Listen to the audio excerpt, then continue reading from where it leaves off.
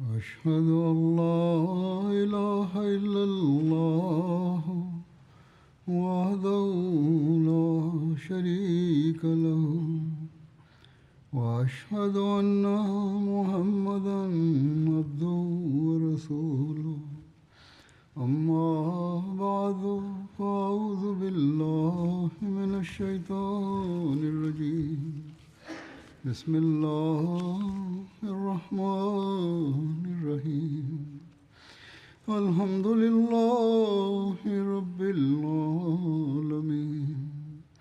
الرحمن الرحيم مالك يوم الدين إياك نعبد وإياك نستعين اهدنا الصراط المستقيم صراط الذين أنعمت عليهم غير المغضوب عليهم ولا الضالين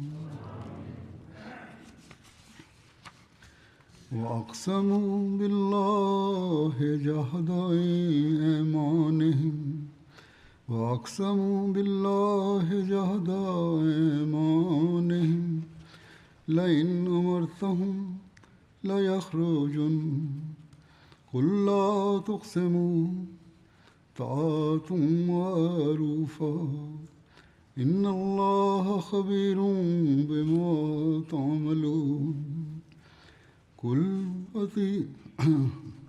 قل أطيعوا الله وأطيعوا الرسول وإن تولوا فإنما عليه ما حمل وعليكم ما حملتم وإن تطيعوه تهتدوا وما على الرسول إلا البلاغ المبين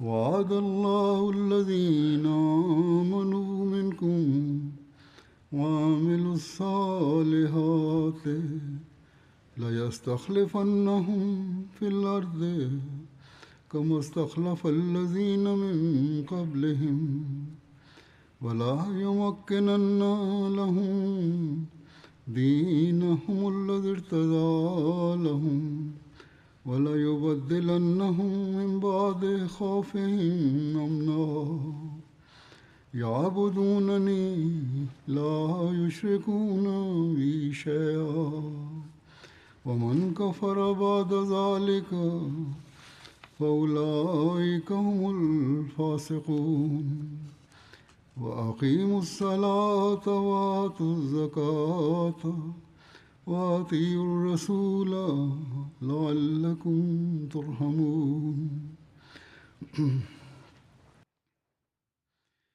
اللہ تعالیٰ کے فضل سے جماعت احمدیہ میں Allah-u Teala'nın lütfuyla نظام قائم ہوئے Cemaat-i Ahmediye'de hilafet nizamı kurulalı 117 yıl geçti.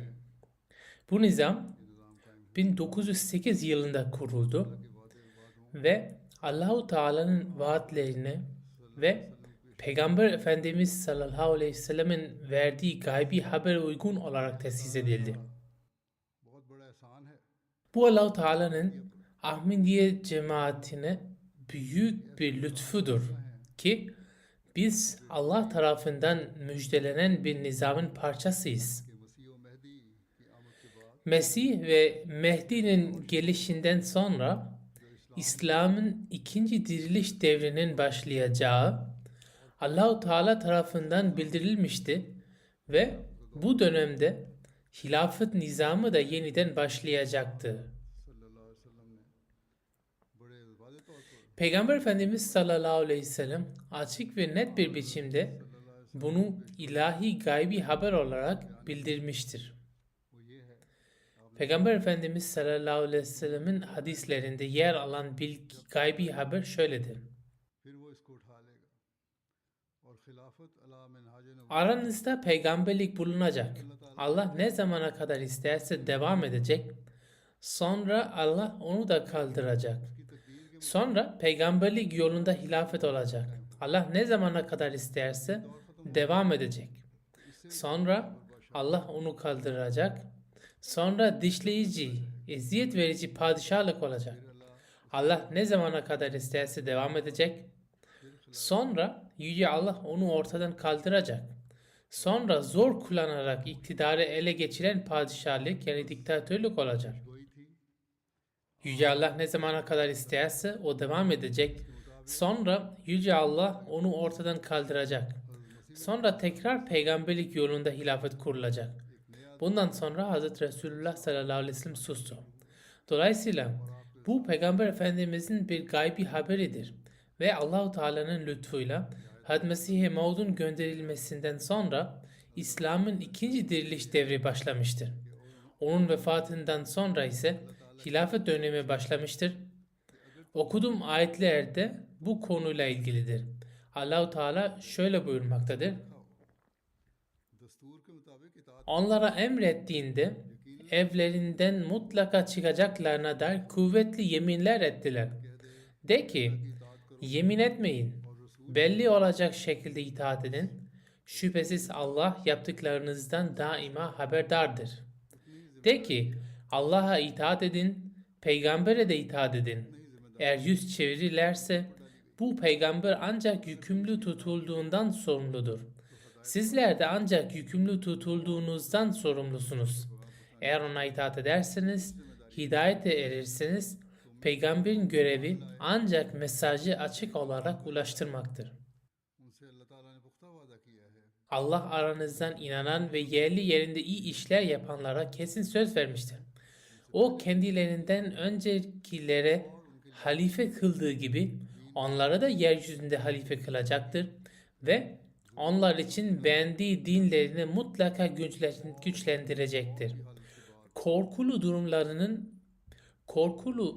durumların ardından kendilerini mutlaka emniyetli bir hale döndürecektir.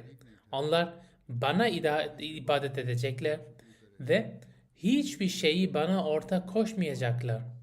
Bundan sonra da nankörlük eden olursa işte itaat dışına çıkanlar da kendileridir.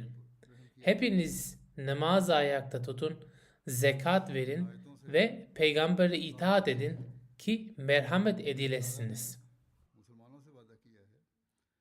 Bu ayetlerden açıkça anlaşılmaktadır ki Allahu Teala Müslümanlara hilafet sisteminin kurulacağına dair söz vermiştir.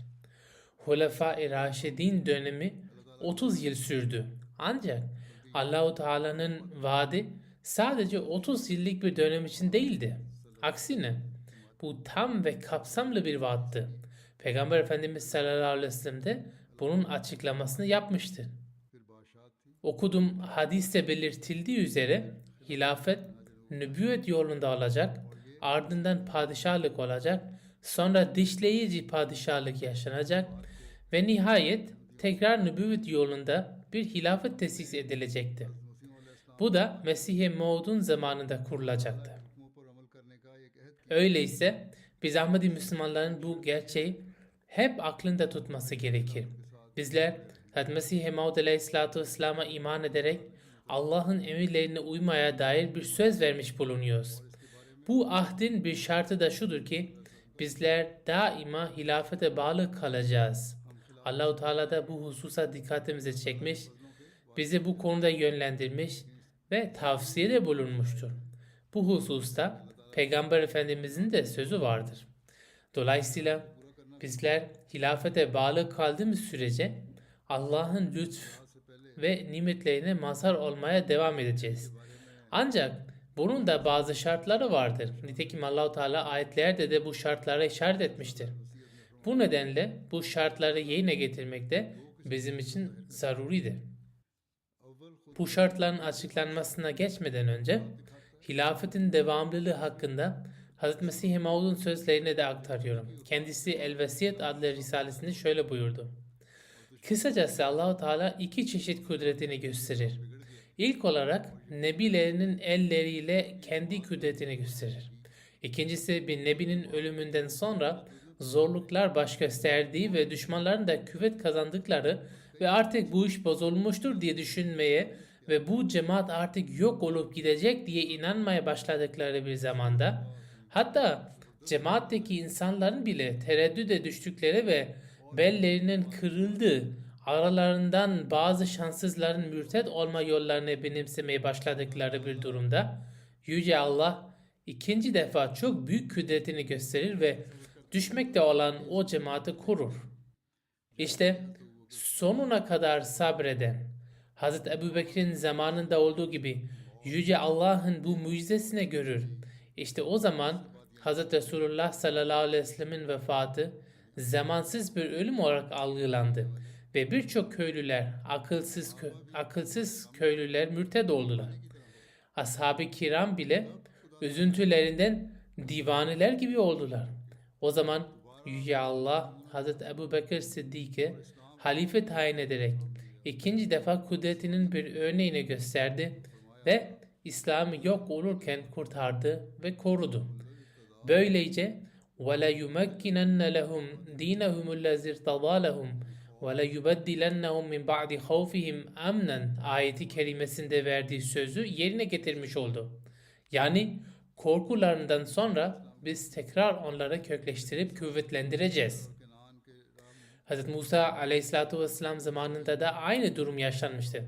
O zaman Hz. Musa Mısır ve Kenan yolunda İsrailoğullarını kendilerine verilen söze göre son menzile ulaştırmadan vefat etti. Onun ölümü neticesinde İsrailoğulları arasında büyük bir matem koptu. Yine Hz. Mesih aleyhissalatu vesselam şöyle buyurur.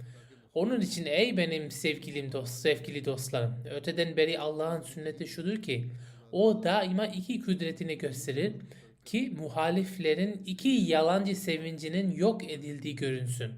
O yüzden şimdi Allah'ın bu eski sünnetini terk etmesi mümkün değildir. Onun için demin size beyan ettiğim sözümden üzülmeyiniz ve kalplerinizde üzüntüye kapılmasın. Çünkü sizin Allah'ın ikinci kudretini de görmeniz gereklidir ve onun gelmesi sizin için daha iyidir. O kudret daimidir. Burada da Hz. Mesih aleyhissalatu vesselam yukarıda bahsi geçen hadise uygun olarak o kudretin daimi olacağını açıklamıştır. Şöyle buyurdu. Onun zinciri kıyamete kadar asla kopmayacaktır. O ikinci kudret ben gitmeden asla gelemez. Ancak ben gittikten sonra Yüce Allah o ikinci kudreti sizin için gönderecektir. O da ebediyen sizinle birlikte kalacaktır. Yüce Allah'ın Berahine Ahmediye'de verdiği sözü gibi. İşte o söz benim zatımla ilgili değildir. Aksine o söz sizin hakkınızdadır. Allah sana tabi olan bu cemaate kıyamete kadar diğerleri üzerinde üstün kılacağım buyurmuştur. Onun için sizin üzerinizde benim ayrılık günümün gelmesi gereklidir. Daha sonra daimi sözün verildiği gün mutlaka gelecektir. O bizim Rabbimiz doğru sözlü, vefalı ve sadıktır. O sizi sözünü ettiği bütün müjdeleri mutlaka gösterecektir. Şüphe yok ki bu günler dünyanın son günleridir ve bunlar birçok belanın inme zamanıdır. Ancak Yüce Allah'ın vaat ettiği bütün sözler tamamlanmadıkça bu dünyanın sağ salim kalması gereklidir. Ben Yüce Allah tarafından bir kudret şeklinde zuhur ettim ve ben Allah'ın mücessem bir kudretiyim. Benden sonra başka bazı vücutlar olacaktır. Onlar ikinci kudretin tezahürleri olacaklardır. Onun için siz Allah'ın ikinci kudretinin bekleyişi içerisinde hep birlikte dua etmeye devam ediniz. Salihlerin her bir cemaati, her bir ülkede hep birlikte dua etmelidir ki ikinci kudret semadan nazil olsun ve sizin Rabbinizin o derece kadir yani kudret sahibi olduğunu da size göstersin. Şimdi burada Mesih Maud Aleyhisselatü Vesselam şöyle buyurmuştur. Onun için siz Allah'ın ikinci kudretin bekleyişi içerisinde hep birlikte dua etmeye devam ediniz. Salihlerin her bir cemaati, her bir ülkede hep birlikte dua etmelidir. Mesih Maud Aleyhisselatü Vesselam bunu yazdığında o dönemde Cemaat-i Ahmediye Hindistan'daydı ve belki birkaç kişi dışında başka ülkelerde pek kimse yoktu. Nitekim o bu ifadeyle aynı zamanda bir gaybi haber de vermiş oldu. Her ülkede bu dualar edilecektir. Bu da demektir ki gelecekte öyle bir zaman gelecektir ki Cemaat-i Ahmediye bütün dünyaya yayılacaktır. Ve işte biz bugün o zamanı yaşıyoruz. Cemaat-i Ahmediye bugün dünyanın dört bir yanına yayılmış durumdadır ve her yerde hilafete sadakat, sevgi ve bağlılık duyguları görülmektedir. Bu en uzak ülkelerde yaşayan insanlarda bile kendini göstermektedir. 5. hilafetin seçimi sırasında da gördünüz ki dünyanın dört bir yanına dağılmış olan insanlar nasıl bir araya gelerek hilafet sistemine bağlılık yeminini ettiler ve biat ettiler.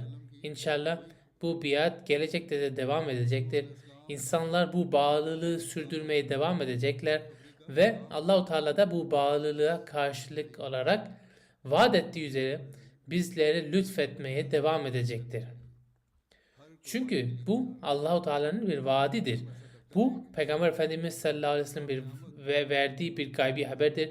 Aynı zamanda bu Hazreti Mesih-i Maud'un da Yüce Allah'tan haber alarak bizlere müjde olarak bildirdiği bir haberdir. Dolayısıyla bize düşen görev şudur: hilafetle bağlı kalalım ve bu nizamın devamı için her türlü fedakarlığa hazır olalım. Eğer biz bu şekilde davranmaya devam edersek, kıyamete kadar bizler ve nesillerimiz hilafete bağlı kalacak ve onun bereketlerinden sürekli istifade etmeye devam edecektir. Bazı insanlar belki Cemaat-i Ahmediye'de hilafet bir gün saltanata dönüşebilir diye düşünürler. Ancak Allahu Teala'nın vaadi ve benim okuduğum hadiste de Peygamber Efendimizin gaybi haberi, ayrıca Hazreti Mesih Maud Aleyhisselatü Vesselam'ın beyanları da açıkça gösteriyor ki Cemaat-i Ahmediye'deki hilafet inşallah daima manevi hilafet olarak kalacaktır ve kıyamete kadar sürecektir. Bu nizamda padişahlık olarak nitelendirebileceğimiz bir dönem hiçbir zaman yaşanmayacaktır. Bazı fitne çıkaran kişiler Cemaat-i Ahmediye'de hilafet padişahlığa dönüştü tarzında görüşler dile getirmeye başlıyorlar. Bu asla olmayacaktır. Bu Allahu Teala'nın açık vaadidir. İnşallah hilafet manevi bir hilafet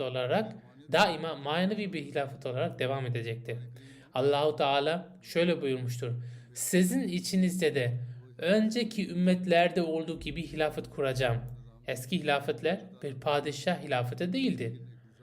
Tamamen ruhaniyet esasına dayanan hilafetiydi. Allah'ın Kur'an-ı Kerim'de verdiği örneklerde bunu teyit etmektedir. Peygamberlerin tarihinde görüyoruz ki hilafet sistemi Allah tarafından doğrudan veriliyordu. Ancak başka bir sistem daha vardır ki Allah-u Teala tarafından kurulmuştur. Bu da Hülefai Raşidin döneminde başlamıştır ve şimdi de bu şekilde devam etmektedir. Bir defasında Hazreti Mirza Beşir Ahmet Sahip bu konuda bir makale kaleme aldı. O belki ileride bir dönemde saltanat sistemine dönüş olabilir diye bir düşünce beyan etmişti. Bu düşünce Hazreti Müslim Maud Radıyallahu Teala Anhu'ya ulaştığında kendisi çok sert şekilde bu görüşü reddetti ve şiddetle karşı çıktı. Şöyle buyurdu: Cemaat-i Ahmediye'de Allah'ın izniyle maneviyat ve takva var oldukça hilafet asla saltanat sistemine dönüşmeyecektir. İnşallah da öyle olacaktır. Ve Allahu Teala'nın Hazreti Mesih Maud Aleyhisselatü Vesselam'a verdiği vaatler, onun kendi beyanına göre bu vaatler gerçekleşmeden Cemaat-i Ahmediye'de hilafete zarar veren veya onu yıpratan bir sistem yer almayacaktır. Hazreti Mirza Beşir Ahmet Sahip hilafetin mekamını çok iyi idrak eden ve tam bir sadakatle hilafete bağlı olan biriydi. Dolayısıyla onun böyle bir düşünceyi ileri sürmesinden sonra bile hilafetin görüşüne karşı tutması düşünülemezdi. Zaten kendisi şöyle derdi: eğer herhangi bir konuda bir görüşüm varsa ve Hz. Halifetül Mesih bu konuda farklı bir görüş bildirirse, kalbimden asla benim de bir görüşüm var gibi bir düşünce geçmez. İşte bu tam ve eksiksiz bir sadakatin göstergesidir. Her halükarda bu yönüyle de Allah'ın vaatlerine tam bir iman ve güven duymalıyız. Çünkü hilafet sistemi Allah'ın lütfuyla doğrudan onun iradesiyle kurulmuş bir sistemdir ve onun dileğine göre yürütülmektedir. Buna herhangi bir dünyevi saltanat şekli asla karışmayacaktır. Zira halife gecelere kalkarak cemaat fertleri için dua eden kişidir. Hangi kral bunu yapar? Bu gerçeği biz eğer aklımıza tutar ve ona göre amel edersek, İşte o zaman gerçekten başarılı olabiliriz. Allah-u Teala şöyle buyurmuştur. Bu nimet Allah'a ve Resulüne itaat eden kimselere verilecektir. Dolayısıyla bizler Allah'a ve Resulüne itaat ettiğimiz sürece bu vaadin kapsamına dahil olmaya devam edeceğiz ve böyle kişiler de bu nimete nasiplenmeye devam edeceklerdir. Ama kim bu itaatten ayrılırsa o kişiler eleneceklerdir. Fakat Allah'ın vaadi asla geri çevrilmeyecektir inşallah. Allah-u Teala şöyle buyurmuştur. Ve in tuti'uhu tahtadu. Eğer siz ona itaat edersiniz doğru yola erişirsiniz. Ve yine şöyle buyurmuştur. Va'adallahu allazina amanu minkum ve amilus salihat. İçinizden iman eden ve salih ameller işleyen kimselerle Allah bir vaatte bulunmuştur. İman ve salih amelin ölçüsü ilk ayette açıklanmıştır. Tam itaat boynunuza takmadıkça gerçek mümin sayılmazsınız. İşte o zaman salih amellere yönelme olur ve o yolda ilerleme arzusu doğar. Bu seviye elde edildiğinde hilafet nimetinden sürekli olarak faydalanmaya devam ederiz. Nitekim Allah-u Teala hilafetin devamı ve bu sistemden faydalanılması için ona bağlı olan bizlere şu tavsiyede bulunmuştur. Allah'a ve Resulüne itaat edin ve onun emirlerini yerine getirin.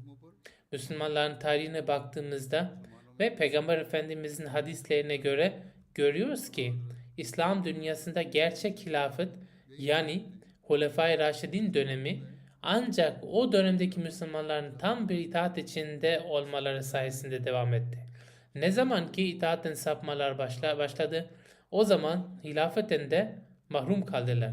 Bu nedenle şunu her zaman akılda tutmak gerekir. Cemaat-i Ahmediye'ye bağlı olan her ferdin görevi, hilafete sımsıkı sarılmak, ona bağlı kalmak ve tam bir sadakatle zamanın halifesine itaat etmektir. Halifenin emirlerine uymak, onunla sevgi ve sadakat ilişkisi kurmak her Ahmedi'nin vazifesidir. İşte ancak o zaman kişi doğru yolda olur ve Allah'ın gerçek müminler ve hilafete bağlı olanlar için takdir ettiği feyiz ve bereketlerden istifade eder. Allah'ın kurmuş olduğu hilafet sistemi öyle bir sistemdir ki bizzat Allah-u Teala kalpleri buna doğru çevirir ve insanları yönlendirir. İşte ilahi yardım da tam budur ve biz bu ilahi desteği her hilafet döneminde görmüşüzdür. 1. Halifetülmesih Hazreti Mevlevi Nuruddin Said hilafet makamına geldiğinde de Allah'ın bu özel yardımları açıkça ve tecelli etti ve insanlar kendisine biat etti. 2. Halifetülmesih döneminde de her türlü fitne ve fesada rağmen Allah'ın yardımları onunla birlikteydi. Bu yardımlar Hz. Mesih Maud Aleyhisselatü Vesselam'a verilmiş olan vaatlerin birer tecellisiydi. Sonunda Cemaat-i Ahmediye yeniden bir tek elde toplandı. Hilafetin devamına karşı olanlar ya da bu sistemi istemeyenler ise cemaatten ayrıldılar ve hiçbir değerleri kalmadı. 3. hilafet döneminde de insanlar nasıl tek bir el altında toplandıklarını gördük. 4. hilafet döneminde de aynı şekilde insanlar birlik içinde kaldılar. Hiçbir fesat onları ayıramadı.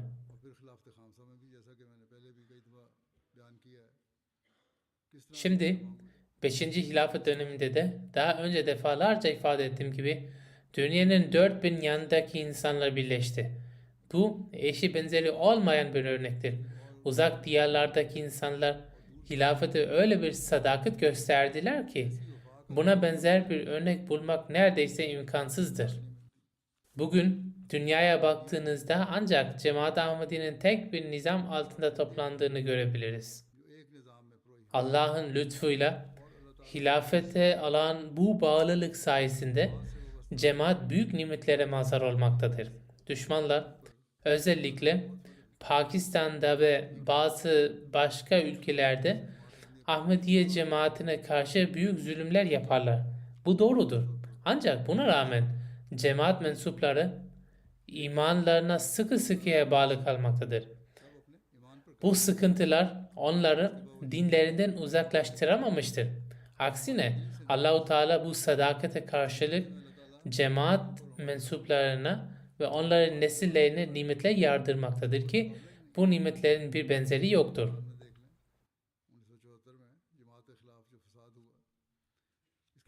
Pakistan'da 1974 yılında cemaat aleyhine büyük fitneler çıkarıldı. Buna rağmen cemaat gelişmeye devam etti ve dünyaya yayıldı. 1984 yılında cemaat aleyhine çıkarılan kanunlar da cemaatin gelişimini engelleyemedi.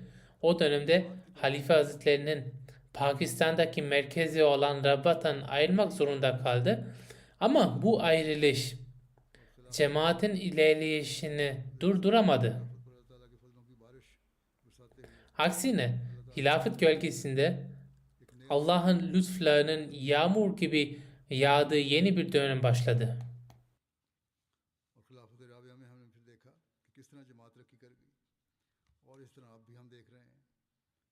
4. hilafet döneminde de gördük ki cemaat büyük gelişmeler kaydetti.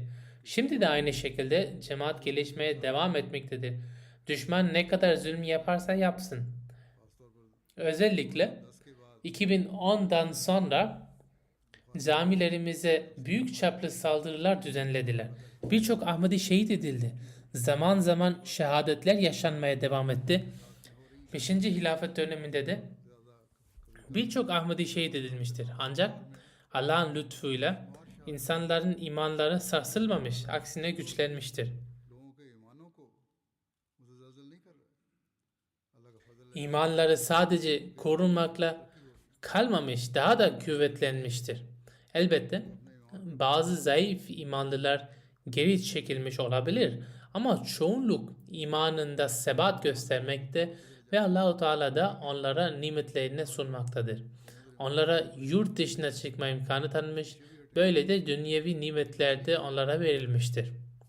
Diğer ülkelerde de görüyoruz ki Cemaat-i Ahmediye büyük hızla yayılmaya devam etmektedir. Allah'ın hilafetle ilgili vaadinin neticeleri bugün ortaya çıkmaktadır.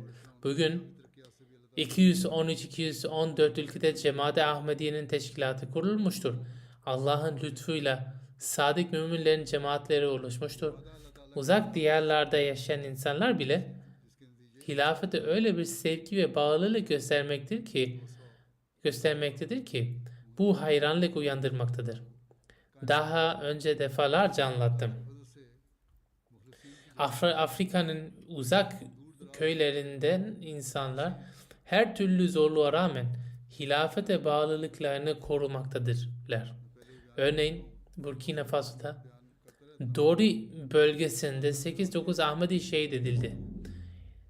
İmanlarında kararlılık göstererek canlarını feda ettiler. Ancak buna rağmen onların çocukları ve nesilleri de aynı inançla yaşamaya devam etmektedir. Onlar biz de Hz. Mesih Maud Aleyhisselatü Vesselam'a aynı şekilde inanıyoruz ve gerekirse canımızı da veririz. Hilafet için, hilafet sistemini ayakta tutmak için her fedakarlığı hazır istiyorlar. Öylesine sevgi mesajları gönderiyorlar ki insan hayret ediyor. Bizim bazen eğitimsiz saydığımız bu uzak yerlerdeki insanlar bile öyle bir iman ateşiyle yanıyorlar ki onların sözleri, duyguları, aşkları, hilafete olan sevgi ve muhabbetleri tarif edilemez bir şeydir. Benzersizdir. Bu Allah'ın lütfudur. Çünkü Allah-u Teala hilafete Ahmediye'nin daimi olacağına dair verdiği vaadi yerine getirmek üzere insanların kalplerini imanla dolduruyor ve doldurmaya devam ediyor.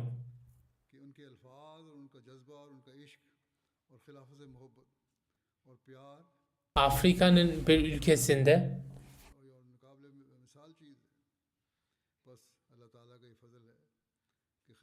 elleri düzgün çalışmayan engelli bir adam bana selam verdi.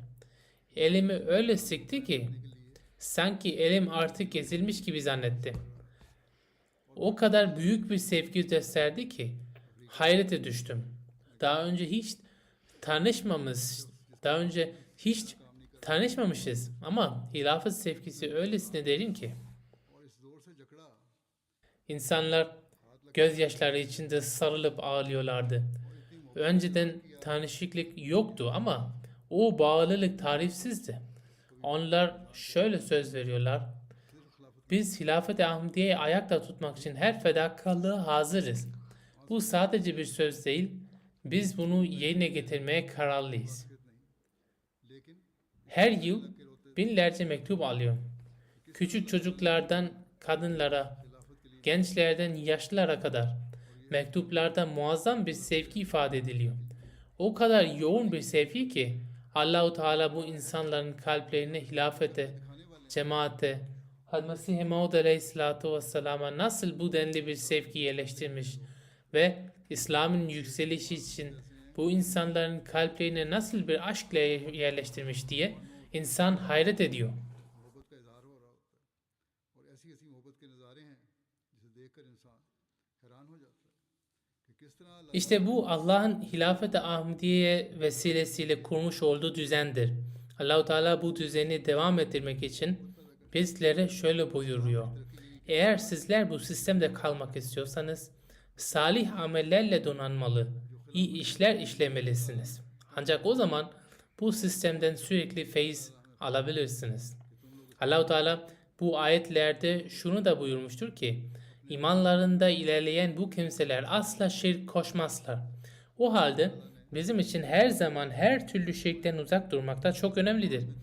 Geçtiğimiz günlerde İngiltere'de Şura toplantısında yaptığım konuşmada da bu konuyu dile getirmiştim. Hazreti Mesih Maud Raziyallahu Teala Anhu'nun çeşitli sözleriyle bu meseleyi açıklamıştım ki eğer içimizde kibir varsa, enaniyet varsa bu yalnızca görevli kişilerle ilgili değil, her Ahmedi benim muhatabımdır. O zaman bu içimizde şirk karışımı olduğunun işaretidir. रोजेदारी मुखातब नहीं बल्कि हर अहमदी मुखातब O halde तुम्हारे अंदर शिर की eğer biz gerçekten hilafetin feyzinden yararlanmak ve Allah'ın lütuflarının gerçek varisleri olmak istiyorsak, her türlü şirkten, bencillikten ve kibirden kurtulmamız, bunlardan arınmamız gerekmektedir. Ancak o zaman gerek görevliler, gerekse cemaat için çalışan kişiler, cemaat için faydalı ve etkili bireyler haline gelebilir. Ancak kendi benlikleri yok olursa, kibirleri ortadan kalkarsa ve yalnızca Allah'ın rızasını kazanmak niyetiyle hizmet ederlerse bu mümkün olur. Allahu Teala bu kişilerin namazı dosdoğru kılanlar, zekatı verenler ve Allah'a ve Resulüne tam itaat edenler olduğunu buyurmuştur. Ve yine Allahu Teala bu kişilere merhamet edeceğini bildirmiştir. İşte şimdi Hazreti Mesih Maud Aleyhisselatü Vesselam vasıtasıyla başlayan hilafet nimetinin feyzinden yararlanmak isteyen her Ahmedi'nin Allah'ın bu emrini hatırında tutması gerekir. Bu feyz yalnızca Allah ve Resulüne tam bir itaat gösterenlere verilmiştir. खिलाफत के फैज़ को जारी रखना Allah'a ibadete daima önem verilmelidir. Çünkü Allah'a tam itaat eden kimseler sürekli Allah'ı hatırlayan ve ona ibadet eden kişilerdir. Ve ibadet hususunda Allahu Teala bize tekrar tekrar namazı dosdoğru kılmamızı emretmiştir. Bu nedenle namazı dosdoğru kılmak son derece önemli bir konudur. Hilafetle bağlı olduğunu düşünen ve onun feyzinden yararlanmak isteyen her Ahmedi bu noktayı göz önünde bulundurulmalıdır. Namazlarını eksiksiz ve huşu ile kılmaya tam dikkat göstermelidir. Hazreti Mesih Maud Raziyallahu Teala Anhu namazın önemini açıklarken bir yerde şöyle güzelce ifade etmiştir. और इससे फैज़ पाना चाहते Namazın en faziletli kısmı cuma namazıdır. हैं हमने नमाज Bu namazda imam hutbe okur ve nasihatlerde bulunur. Zamanın halifesi dünya hallerine göre, farklı milletlerin zaman zaman ortaya çıkan ihtiyaçlarına göre hutbesinde nasihatler de bulunur. Bu da toplumsal birlik ve beraberliği sağlar. Zamanın halifesi bütün yönleri tek bir yöne çevirir. दुनिया की मुख्तलिफ कौमों की वक्तन फ़वक्तन उठती हुई Bugün biz bu durumu gözlerimizle görmekteyiz. Medya, Ahmediye televizyonu aracılığıyla Allah-u Teala öyle bir sistem kurmuştur ki zamanın halifesinin hutbesi artık dünyanın her ülkesinde, her bölgesinde, her şehirde, her köyde dinlenmekte ve izlenmektedir. Ve sadece o anda orada oturan kişiler için değil, dünyanın dört bir yanındaki insanlar için de geçerlidir bu hutbeler. हर गांव में सुना और देखा जाता है। और सिर्फ यही नहीं, Bana Afrika'dan, Türkiye'den, Rusya'nın bazı bölgelerinden gelen mektuplarda şöyle deniliyor. Anlattıklarınız sanki bizim durumumuzu yansıtıyor gibi hissediyoruz. Bu hutbeleri dinleyince kendimizi düzeltme yönünde bir istek oluşuyor. Gerçekten de hilafet nizamının bize birleştiren bir nizam olduğunu hissediyoruz. वाकई खिलाफत का निज़ाम Vaktin halifesinin konuşmaları sadece Pakistanlılar için ya da Avrupa'daki bazı insanlar için yapılır düşüncesi yanlıştır. Bana gelen mektuplardan anlıyorum ki dünyanın her yerinde, her milletin içinde bazı ortak durumlar ve ihtiyaçlar vardır ve bu hutbeler insanların kendi durumlarını gözden geçirmelerine yardımcı olmaktadır. Şu sıralar İslam tarihi üzerine konuşuyorum. अपनी इसलाह का मौका मिल जाता Peygamber Efendimiz sallallahu aleyhi ve sellem hayatı hakkında konuşuyorum. Bu hutbelerimde है, सीरत के मुतालिक बातें कर रहा हूँ, इसमें भी कई बातें ऐसी आ जाती bizim için bu हैं hutbelerde लोग इससे बड़ा फ़ायदा उठा रहे हैं। bizim için birçok dersler ortaya çıkıyor onlarda ve insanlar bundan büyük ölçüde faydalanıyorlar. Aynı zamanda İslam tarihini öğreniyorlar. İslam'ın temel esaslarını kavruyorlar. Bu vesileyle sahabelerin hayatlarını tanıyorlar. Peygamber Efendimiz'in farklı zamanlardaki örnek davranışlarını öğreniyorlar. Bazı meseleler kişisel ıslah açısından da çok faydalı oluyor ve bu faydayı da dile getiriyorlar. और इसका İşte hilafet Allah'ın bizler arasında oluşturduğu öyle bir bağdır ki Cemaat-i Ahmediye için bir birlik, bir tek yürek oluşturmuştur.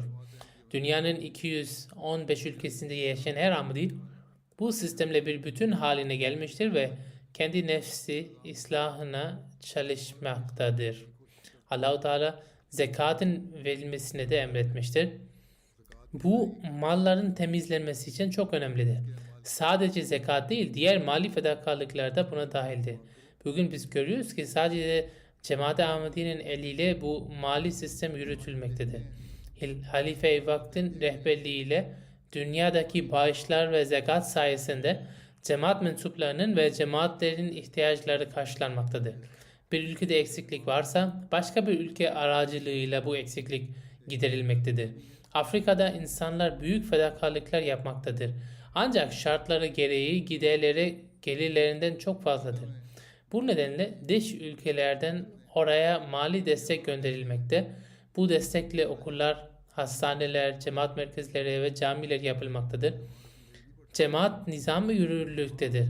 Oradaki insanlar bu durumdan çok memnun ve Allah'a şükretmektedirler. Çünkü Allah-u Teala onları böyle bir nizamla tanıştırmış, bu sistemden faydalanma fırsatı vermiştir. Muhaliflerimiz bazı ülkelere ulaşır ve bu Kadiyaniliği, bu Mirzayeti, bu Ahmediyeti bırakın. Bunlar İslam'a uygun hareket etmiyorlar derler. Ancak oradaki insanlar onlara şu cevap verirler. Bugüne kadar siz bize ne öğrettiniz ki? Şimdi kalkıp onları kınıyorsunuz. Oysa bu cemaat geldi, köylerimize, kasabalarımıza, şehirlerimize cami inşa etti. Eğitimimize önem verdi, okullar açtı, hastaneler kurdu, bize dini öğretiyorlar. Kur'an-ı Kerim öğretiyorlar, mealini okuyoruz. Siz şimdiye kadar hiçbir şey yapmadınız. Şimdi çıkmış bu insanlara Müslüman değiller diyorsunuz. Eğer bunlar Müslüman değilse o zaman yeryüzünde kimse Müslüman değildir. İşte bu yeni katılan Ahmedilerin cevabı olur genelde. और ये कहने के लिए कि ये मुसलमान Bu da yine hilafet sisteminin bir parçasıdır. Allah-u Teala bu sistem aracılığıyla insanların kalplerine mali fedakarlık ruhunu yerleştirmiştir. Zekat ve bağışlar vasıtasıyla hilafet sistemi eliyle bu fonlar gerçek ve tam yerinde harcanmaktadır. Fakirler gözetilmekte, muhtaçların ihtiyaçları karşılanmakta, İslam'ın yayılması sağlanmaktadır. Her neyse, daha önce de söylediğim gibi bazı yerlerde bazı sıkıntılar da yaşanır. Bangladeş, bazı Arap ülkeleri, Afrika'daki bazı ülkeler, Pakistan ve başka bazı bölgelerde durum böyledir. Bugünlerde Filistin'de bulunan ve sayıları az da olsa Ahmadi olanlar da büyük zorluluk içerisindedirler. Gerçi orada genel olarak tüm Filistin halkı sıkıntılarla karşı karşıyadır ve onlara çok zalimane ve vahşice zulümler yapılmaktadır. Allah-u Teala onlara da bu zulümlerden kurtuluş nasip etsin. Çünkü zalimlerin niyeti Filistin halkını tamamen yok etmektir ve bu yönde girişimlerde bulunmaktadırlar. Allah-u Teala merhamet etsin. Fakat bütün bu sıkıntılara rağmen Ahmediler Allah'a şükretmektedirler. Çünkü aralarında onları teselli eden ve ihtiyaçlarını gidermeye çalışan bir hilafet nizamı mevcuttur. Dünyada gördüğümüz gibi Hz. Mesih-i Maud'un buyurduğu üzere birçok felaketler vuku bulacaktır. Bunların bazıları doğal afetlerdir. Bazıları ise insanların kendi hataları ve bencillikleri nedeniyle meydana gelecektir.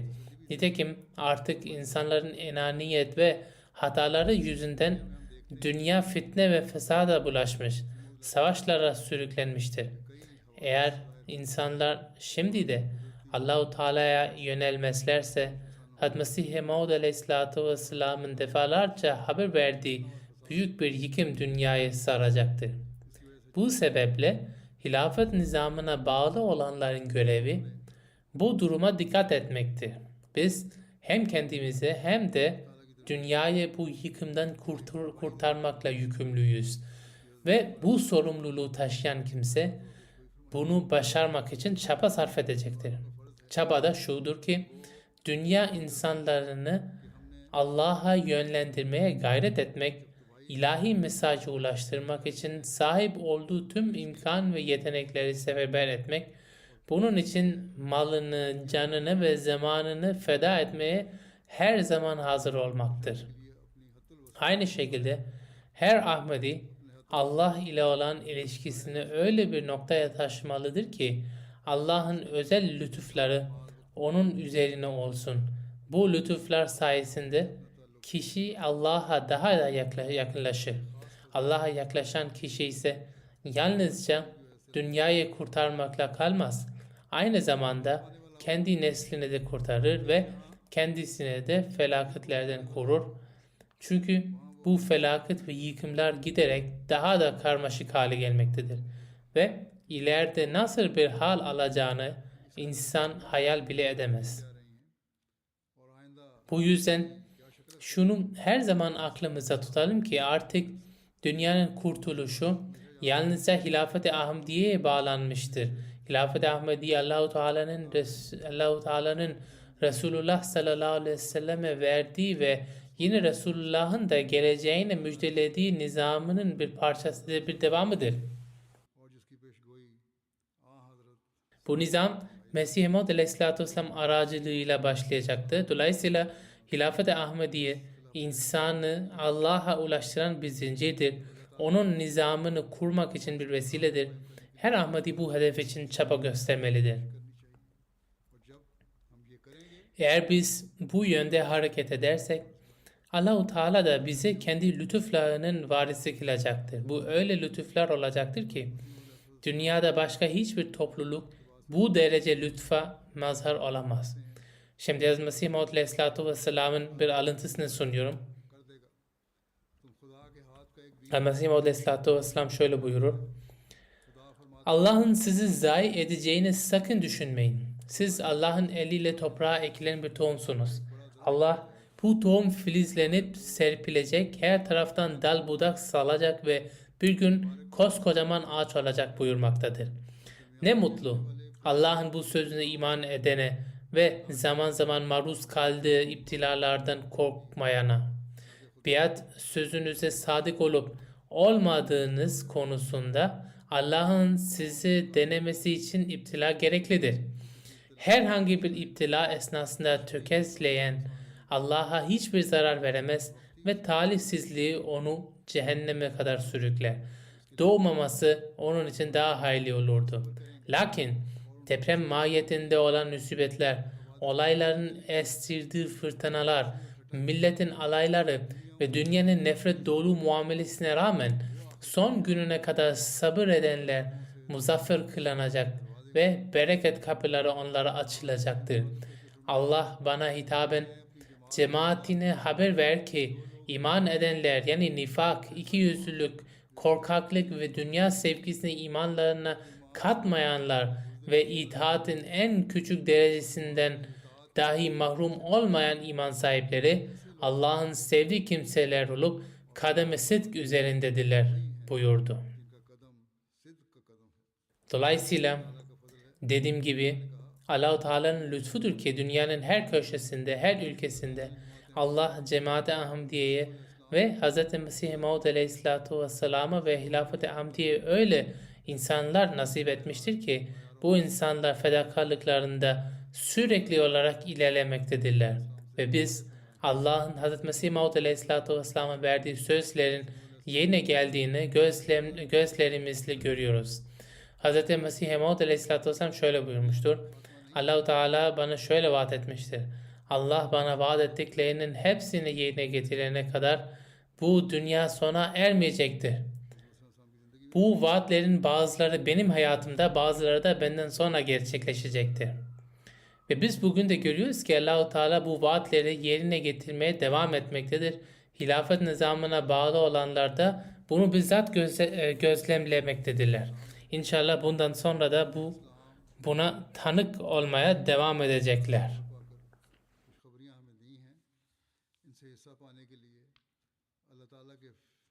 Bu yüzden hepimizin görevi şudur. Hz. Mesih Maud Aleyhisselatü Vesselam'ın Allah'tan alıp bize verdiği müjdelerden hissedar olmak için, Allah'ın lütuf vaadinden yararlanmak için kalplerimizi Allah'ın yüceliğine yerleştiren kişiler olalım. Hem kendi kalplerimizi, hem dünya insanlarının kalplerini, hem de nesillerimizin kalplerini ve fiilen de Allah'ın birliğini ilan edenlerden olalım. İnsanlığa gerçek anlamda merhamet gösterenlerden olalım. Kalplerimizi kin ve nefretlerden temizleyelim. Her türlü hayır yoluna adım atanlardan olalım.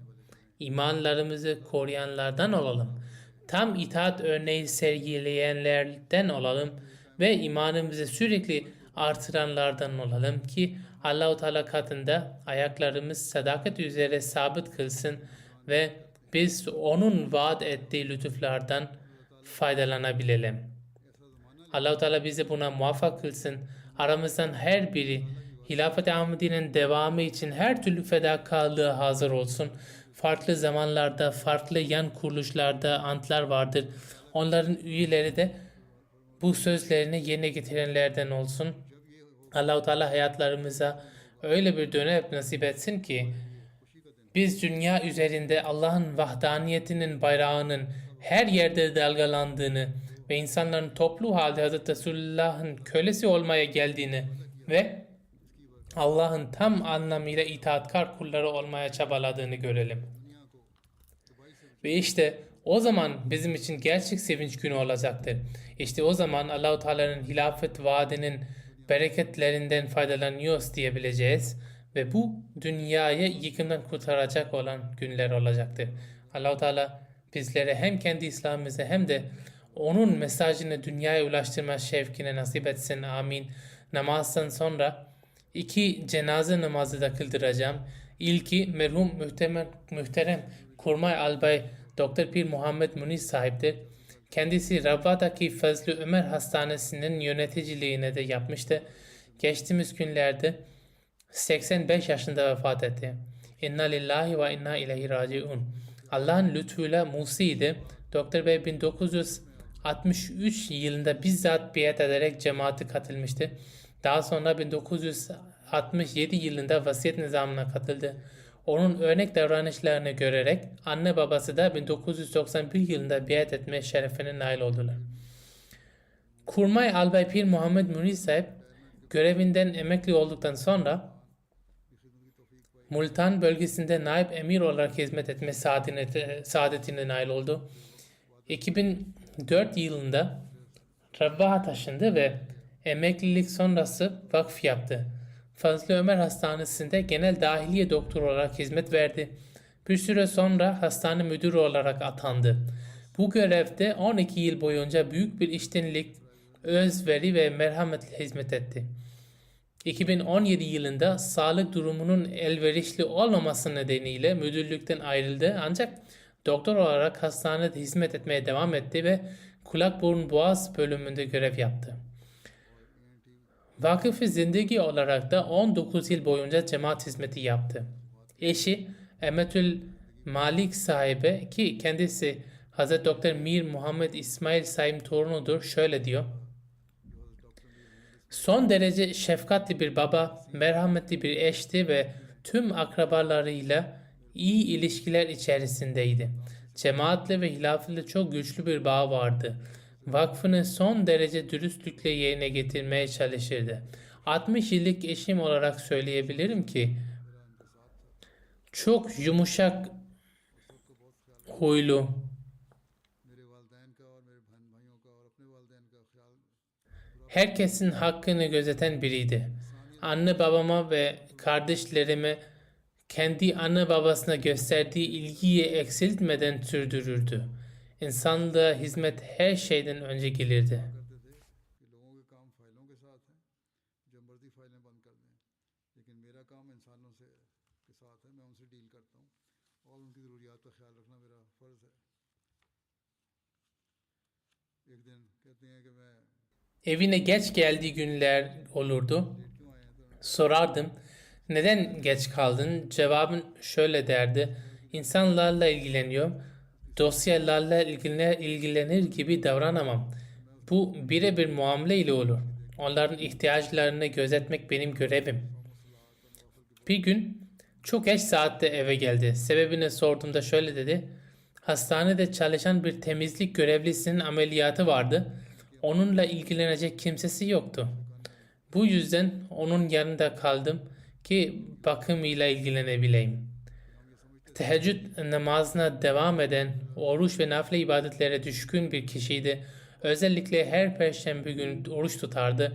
Daha önce de söylediğim gibi onun örneğini görerek anne babası 1991'de beyat etmişti. Annesi derdi ki biz eskiden Ahmedilerin haşa Resulullah sallallahu aleyhi ve selleme kabul etmediğini yalnızca mezar sahibi inandıklarını düşünürdük. Bu sebeple bu inancı beğenmezdim. Ama oğlumun teheccüd kıldığını, namazlarını düzenli kıldığını görünce düşündüm ki Ahmediler yanlış olamaz. İşte bu şekilde onun şahsi ameli ailesinin cemaate girmesine vesile oldu. Çünkü biatını kendi araştırmaları sonucu yapmıştı. Bu nedenle çok bilinçli bir Ahmediydi. Hilafetle derin bir sevgi ve bağlılık içerisindeydi. Her zaman kendini hilafete bağladı ve çocuklarını da bu yönde yönlendirdi. Zor zamanlarda hep halifeye mektup yazın diye telkin ederdi. Cemaat hizmetinde herhangi bir makam talebi yoktu. Bana yazdığı mektupta da şöyle demişti. Beni nereye hangi hizmete layık görürseniz ben hazırım. Geride eşi, 3 oğlu ve torunları kalmıştır. Allah-u Teala ona mağfiret etsin ve rahmetiyle muamelede bulunsun. मियाँ के अलावा एक बेटी और 3 बेटे शामिल हैं, उनके एक İkinci olarak merhume muhtereme Selime Zahid sahibinin anılmasıdır. Kendisi şu anda Kanada'da mürebbi olan Samuel Zahid sahibin eşiydi. Kısa bir süre önce vefat etti. İnna lillahi ve inna ileyhi raciun. Merhube Musiye idi. Geride eşinin yanı sıra bir kızı ve 3 oğlu kalmıştır. Oğullarından biri Ataul Mumin Zahid sahib mürebbi olup İngiltere'de Cami-i Ahmediye'de öğretmendir.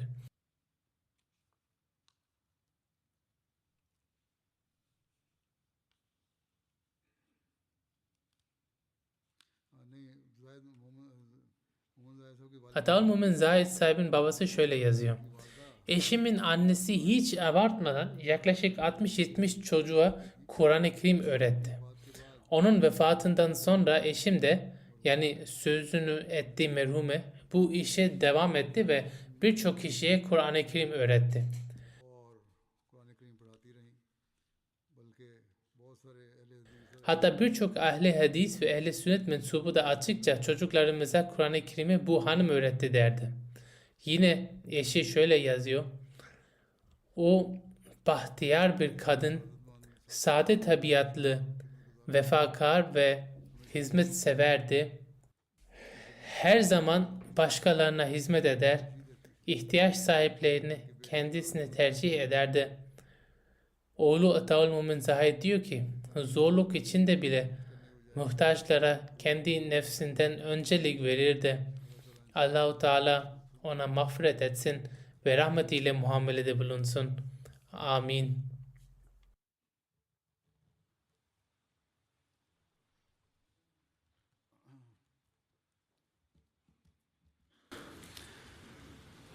Elhamdülillah